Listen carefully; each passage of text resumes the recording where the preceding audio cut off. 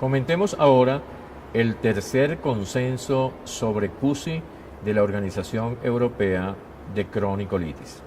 Fue publicado en el 2017 en la revista de Cronicolitis de la Organización Europea, de la ECO, y contempla en su primera parte las definiciones, el diagnóstico, las manifestaciones extraintestinales, la parte de fertilidad y embarazo, la vigilancia para prevenir el cáncer, la cirugía y las complicaciones de la cirugía como la paucitis.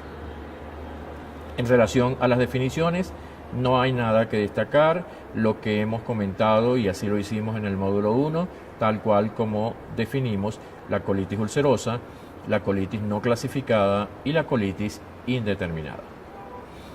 En la declaración 2A, de acuerdo a la extensión, ECO en su último consenso nos dice que la extensión de la enfermedad va a influir sobre la modalidad del tratamiento, sea terapia oral, sea terapia oral y tópica, y va a determinar el inicio y la frecuencia de esa vigilancia que debemos hacer en algunos pacientes con enfermedad inflamatoria intestinal. Recuerdan, la extensión va a ser la proctitis o la colitis izquierda o la pancolitis. En pancolitis y en colitis izquierda se recomienda, como lo decíamos en otros aspectos anteriores, en otros bloques anteriores del curso, va a ameritarse un seguimiento, una vigilancia por esa asociación entre enfermedad inflamatoria, colitis ulcerosa y cáncer colorectal. Repito, eso lo hacemos en pancolitis y en colitis izquierda.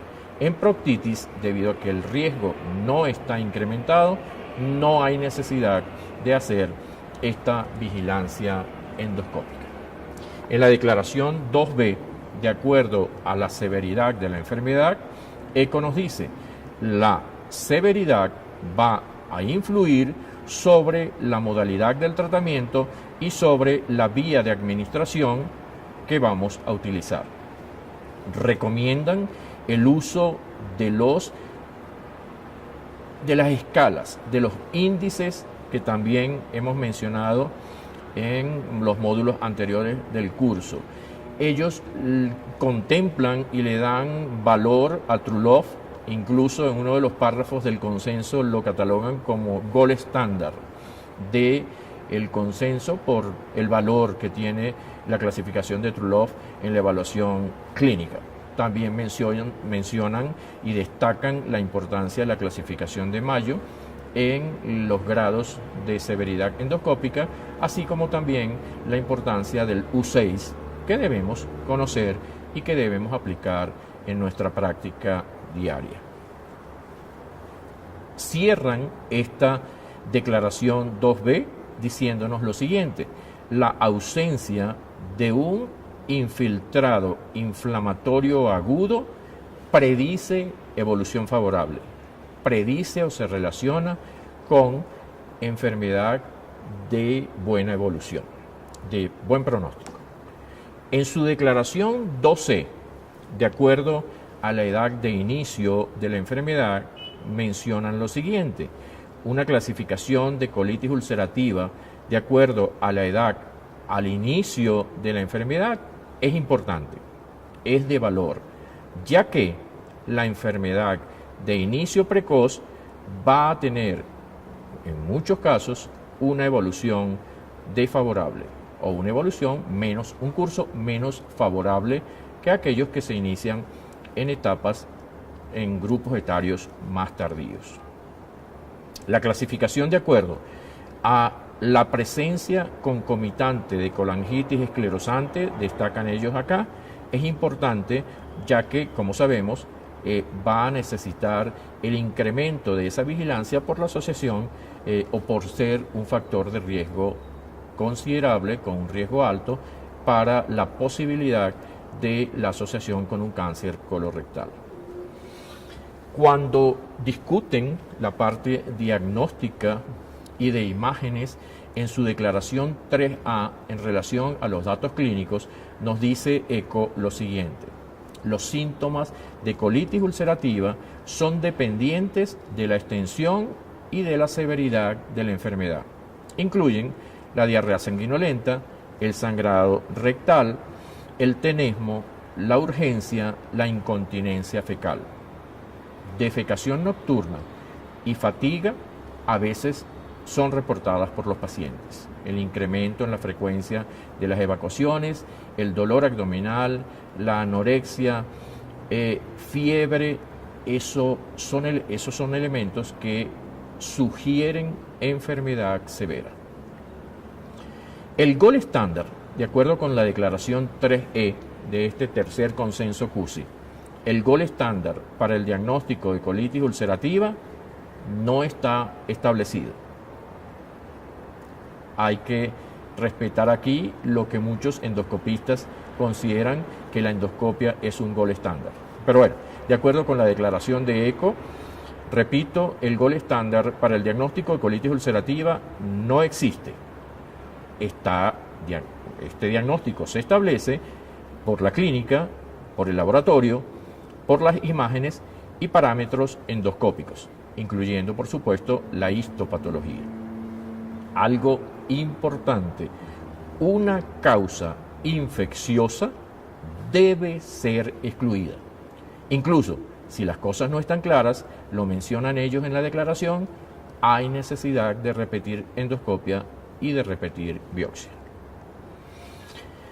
En el aspecto relacionado a las investigaciones y procedimientos y a esa investigación inicial que hacer con nuestros pacientes con colitis ulcerosa, en la declaración 3F dice: la investigación inicial debe incluir contaje blanco, electrolitos, función renal, función hepática, estudios de los niveles de hierro, vitamina D, proteína C reactiva, calprotectina fecal. Es importante el estatus de inmunización de esos pacientes y repiten la importancia de pensar en el descarte de una causa infecciosa, como por ejemplo Clostridium difficile o citomegalovirus. Nos detenemos un poco acá para analizar el punto de los biomarcadores que sabemos en colitis ulcerosa y en enfermedad de Crohn debemos realizar. Es importante comentar el valor de la velocidad de sedimentación globular, que como ustedes saben es un tanto inespecífica. Cuando vamos a la parte de calprotectina fecal, nos conseguimos con que pudiera ser también un punto controversial, pero algo que hay que grabar. Debemos hacerle calprotectina fecal a los pacientes que vamos a hacer seguimiento de la enfermedad.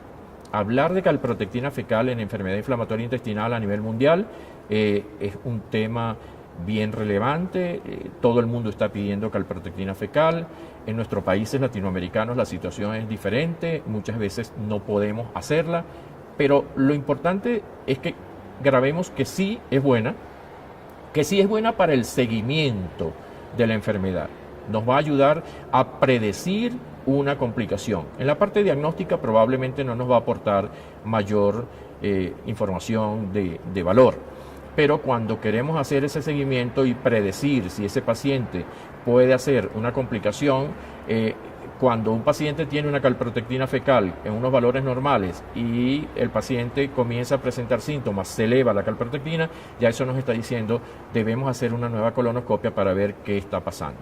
Es ese realmente el papel. Repito, hay muchos que opinan diferente, le dan más valor a la calprotectina, otros le dan menos valor. Sí lo tiene, más que todo en el seguimiento de la enfermedad y para predecir la evolución de ese paciente. En el caso de la calprotectina fecal, importante, en todos nuestros pacientes debemos hacerla. Hay controversia en si realmente el valor de la proteína C reactiva es mayor en la colitis ulcerosa, es mayor en la enfermedad de Crohn. Los estudios reportados dicen que proteína C reactiva, su valor es significativo en enfermedad de Crohn. Ahí está obligado a hacerlo. Pero en colitis ulcerosa también debemos realizar de rutina, No es, y así lo propone la Universidad de Calgary, la gente que trabaja con enfermedad inflamatoria intestinal, en hacer calprotectina fecal cada 6 meses o antes, si se justifica, porque es un marcador de inflamación importante. Cierto, tiene más valor en enfermedad de Crohn, pero en colitis ulcerosa también debemos hacerlo en todos nuestros pacientes, repito, por lo importante del punto. También debemos hacerlo porque nos va a orientar sobre si ese proceso de inflamación va mejorando, sobre si hay empeoramiento del cuadro o algún cambio que pudiéramos plantear de acuerdo con esos niveles o alguna exploración que necesitemos repetir si esos niveles que anteriormente estaban bajos se alteran o si por el contrario esos niveles que estaban altos de proteína C reactiva disminuyen considerablemente. Eso nos está tranquilizando un poco y diciendo que estamos frente a esa mejoría que estamos buscando y que estamos necesitando en nuestros pacientes con colitis ulcerosa.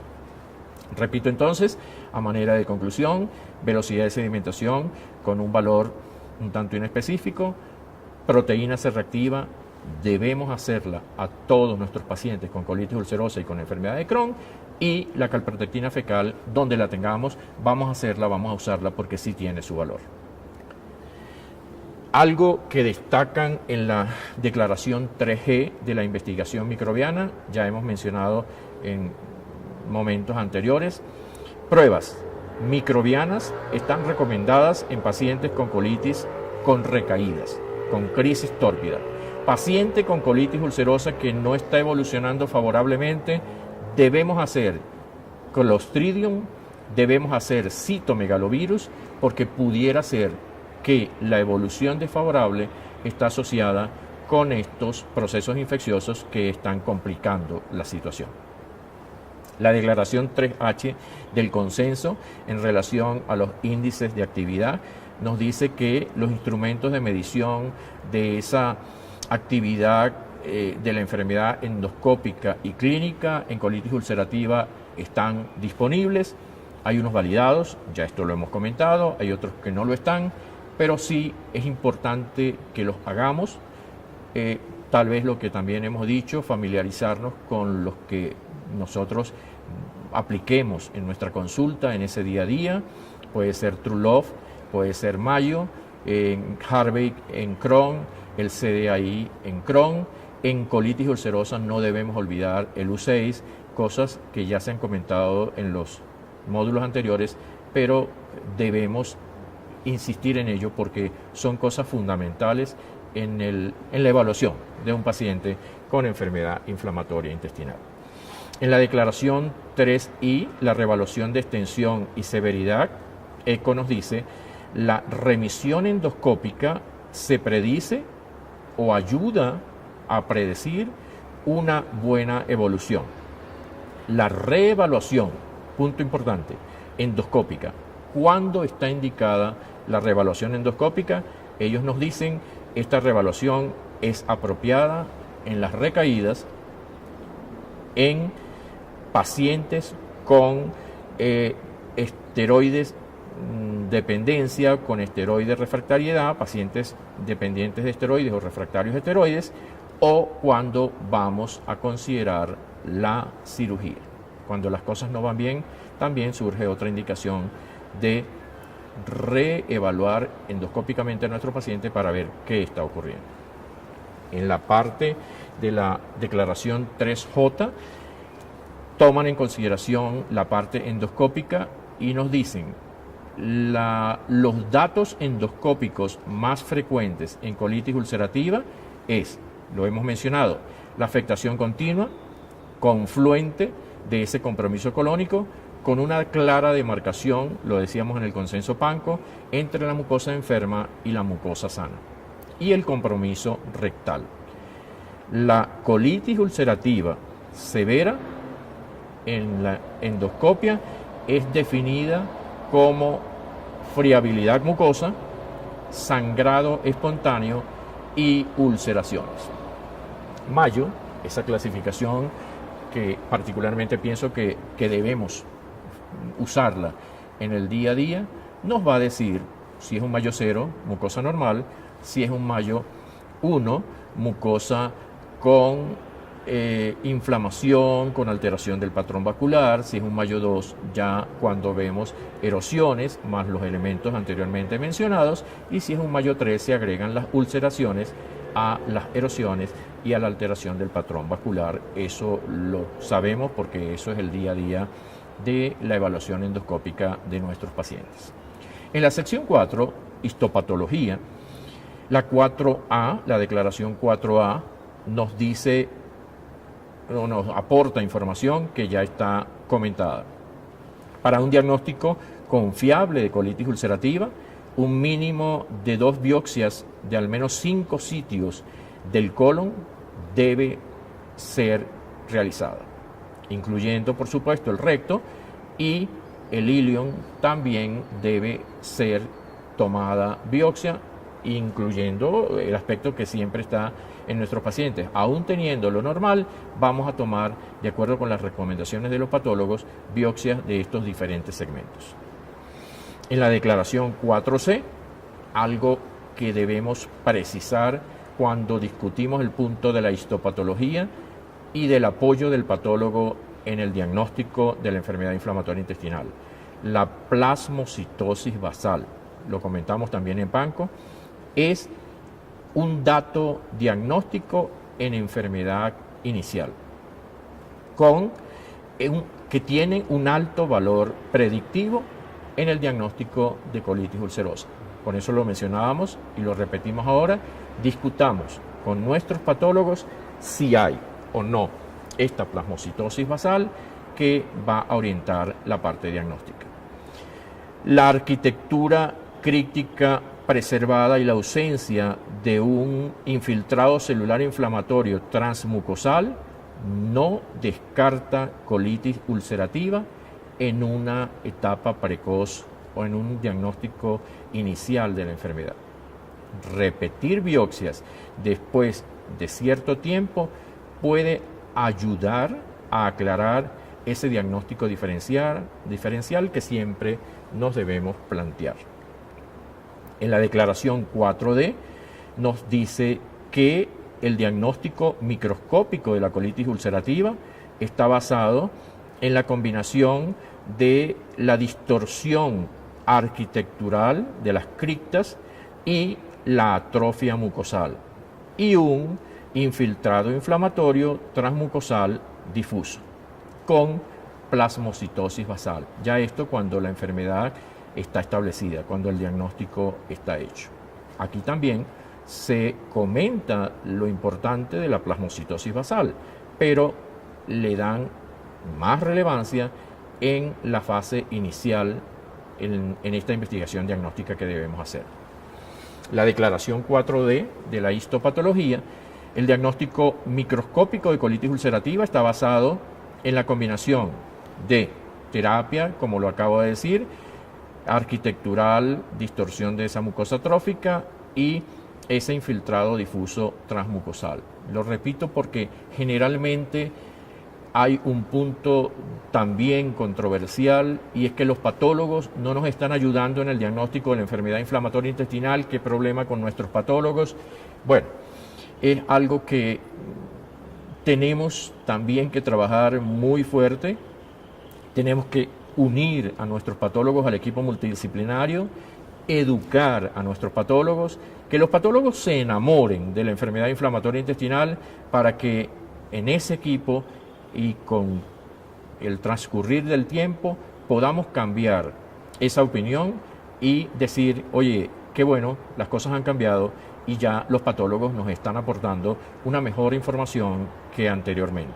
Eso lo hacemos con educación, con capacitación y con la incorporación de esos patólogos a nuestros equipos multidisciplinarios. En la declaración 4G hay un punto importante, la mejoría histológica. La mejoría histológica, nos dicen, es distinta de la mejoría endoscópica mucosal.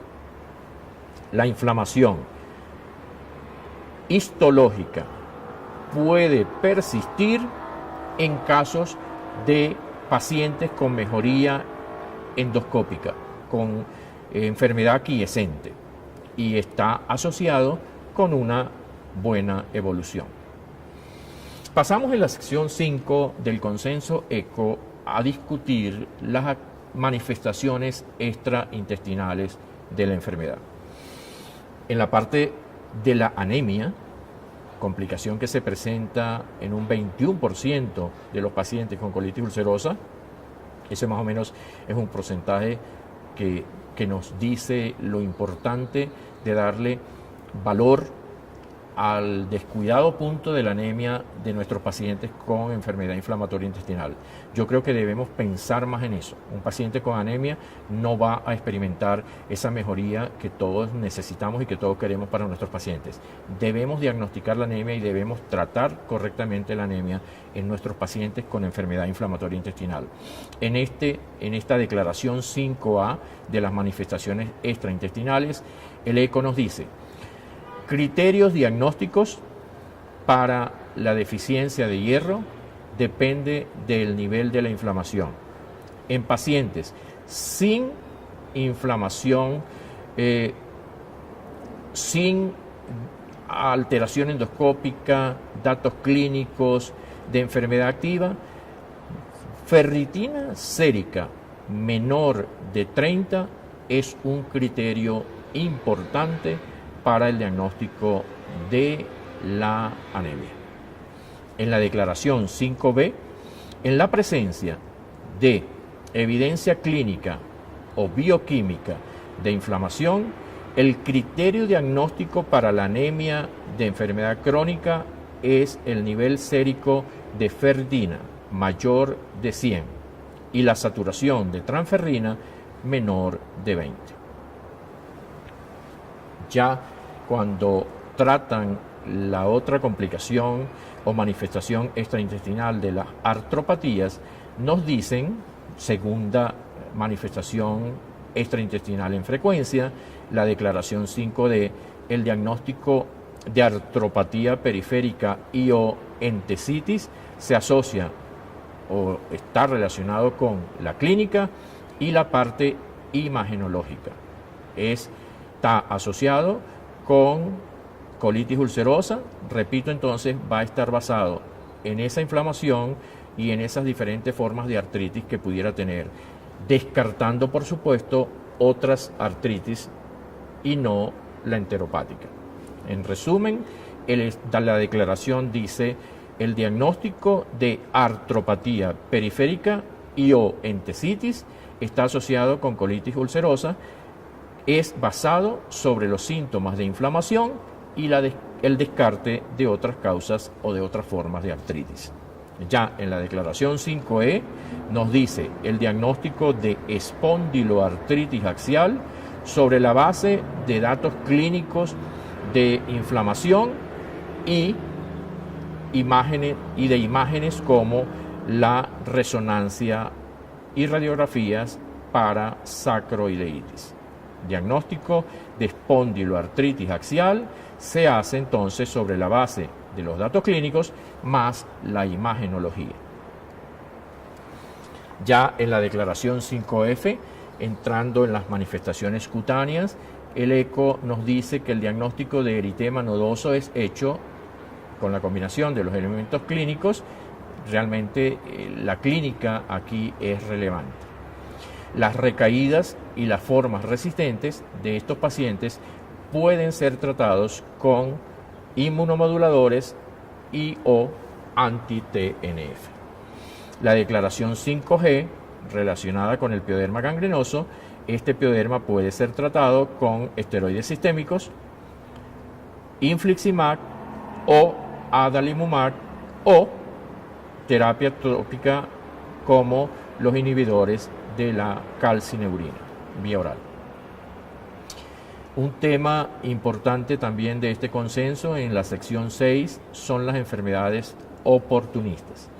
La colitis ulcerativa, estos pacientes sabemos que tienen un riesgo de infecciones oportunistas y aquellos que son tratados con terapia combinada van a tener más riesgo. ¿Qué mensaje nos deja esta declaración? Usemos terapia combinada cuando realmente está indicada. Tiene sus beneficios, pero usar varios medicamentos va a favorecer la posibilidad de una infección. En la declaración 6b, el ECO nos dice: colitis ulcerativa debería ser, todos nuestros pacientes deben ser, se les debe realizar marcadores para hepatitis B. Y en caso de positividad debemos hacer el DNA y, si está indicado, por supuesto, de acuerdo con los estudios y esos marcadores, debemos tratar a esos pacientes con hepatitis B antes de decidir alguna otra terapia que esté indicada para su enfermedad inflamatoria intestinal. Pasamos en la declaración 6F a un punto especialmente importante en Latinoamérica, como es la reactivación de la tuberculosis latente, punto en el cual debemos ser muy cuidadosos. Todos nuestros pacientes con enfermedad inflamatoria intestinal deben tener una pesquisa de tuberculosis. Incluso el neumonólogo pasa a ser un miembro más del equipo multidisciplinario. Se debe descartar la tuberculosis latente. De estar presente, debemos tratar durante los meses que las guías contemplan para luego poder iniciar terapia biológica o inmunomoduladora si esta está indicada.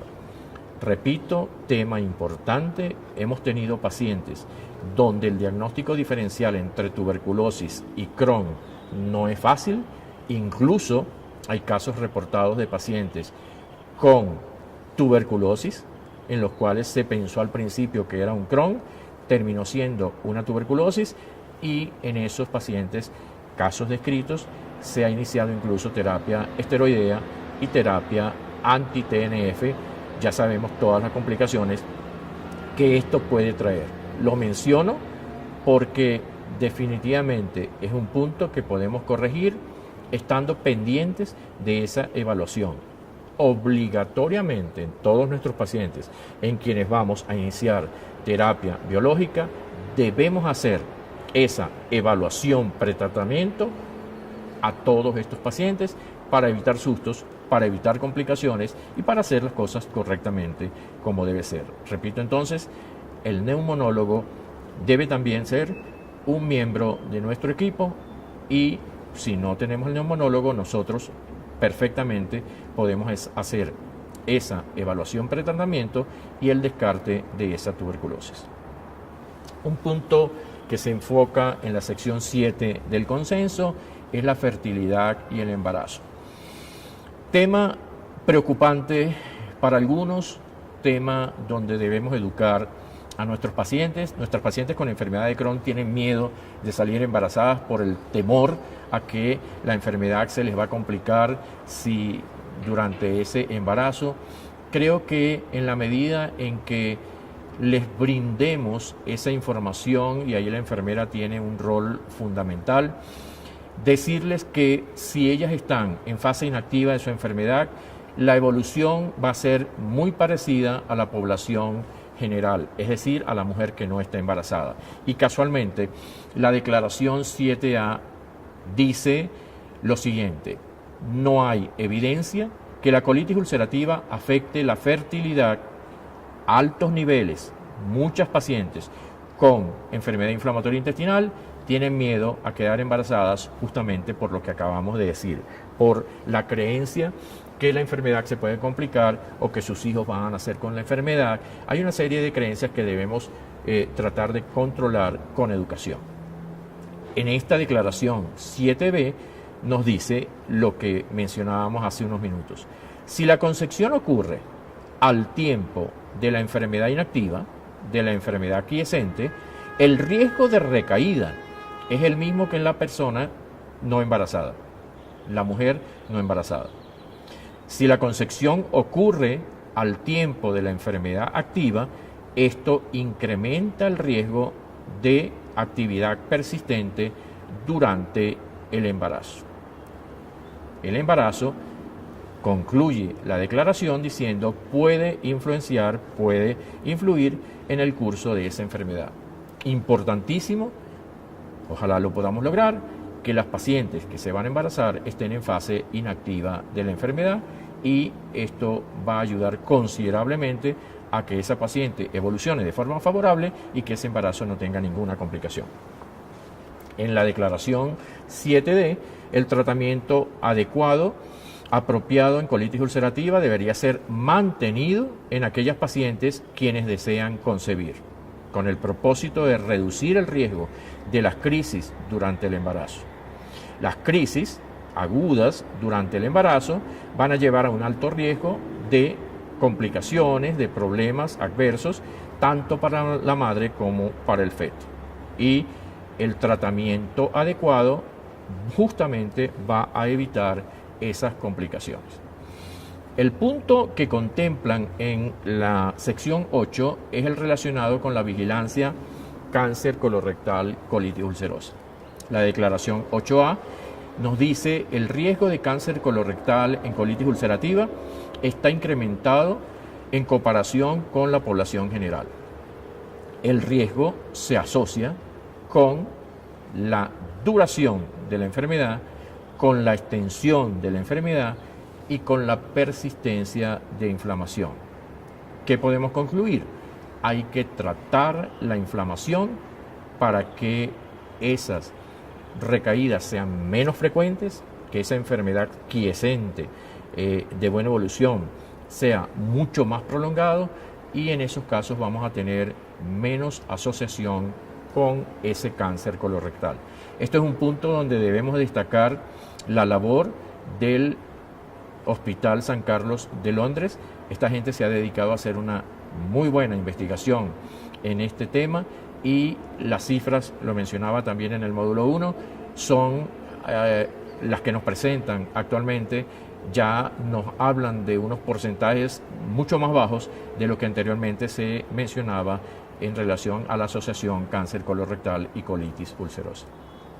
La declaración 8D, la pesquisa de colonoscopia debe ser ofrecida en estos pacientes después de 8 años del diagnóstico, del inicio de esos síntomas, en todos los pacientes, menos en proctitis, porque ya hemos comentado, los pacientes con proctitis no tienen riesgo incrementado de esta asociación con cáncer colorectal. Algo que debemos destacar, algo que debemos insistir en esta parte de cáncer colorectal y colitis, es la parte de la quimioprevención. La declaración 8J nos dice la quimioprevención con mesalazina puede reducir la incidencia de cáncer colorectal en colitis ulcerativa. Estamos tratando la inflamación, es un fármaco con efectos que no hay que repetir todos los beneficios que nos aportan en nuestros pacientes con colitis ulcerosa. Tratando con ellos la inflamación, vamos entonces, como lo dice esta declaración, a disminuir esa probabilidad. Hay, termina diciendo la declaración, insuficiente evidencia en la recomendación en quimioprevención de las tiopurinas. La parte ya de cómo se va a hacer esa vigilancia en la declaración 8G, el ECO nos dice, la vigilancia debe ser realizada en todos los pacientes, repito, excepto en aquellos con proctitis. Los pacientes con alto riesgo debe hacérsele la colonoscopia al año. Estos son pacientes con estenosis o displasias detectadas en los últimos años, pacientes con colangitis esclerosante, pacientes con colitis extensa con severa inflamación activa. En los pacientes con un riesgo intermedio ya se va a hacer cada 2 a 3 años. Ellos son pacientes con colitis extensa con moderada a severa actividad inflamatoria, aquellos pacientes con pólipos postinflamatorios o la historia de cáncer familiar en pacientes mayores de 50 años. Repito, los pacientes que no tienen factores de riesgo, se les va a hacer entonces el seguimiento, la vigilancia cada 5 años. Eso es lo establecido No solamente en ECO, esto está ya reportado en consensos anteriores y en otras revisiones que han hecho diferentes asociaciones de gastroenterología a nivel mundial. En la parte de la sección 9 discuten la cirugía y dicen el retardo en la cirugía está asociado con un riesgo incrementado de complicaciones quirúrgicas. Esto está dicho, debemos recordarlo. Recomiendan la vía laparoscópica. Es un tratamiento mínimamente invasivo que se debe practicar a estos pacientes cuando surge la indicación.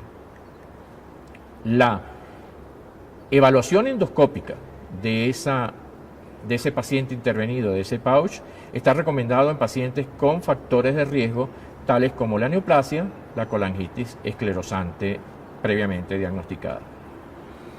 No hay un protocolo de seguimiento que esté recomendado para aquellos pacientes asintomáticos.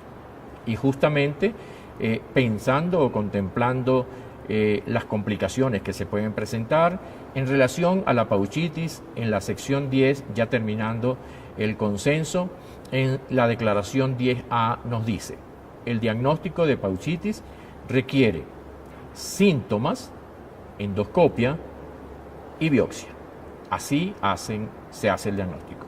La declaración 10B, la mayoría de los pacientes responden bien a metronidazol o a ciprofloxacina, a pesar de que una óptima modalidad de tratamiento no ha sido descrita de acuerdo con este consenso.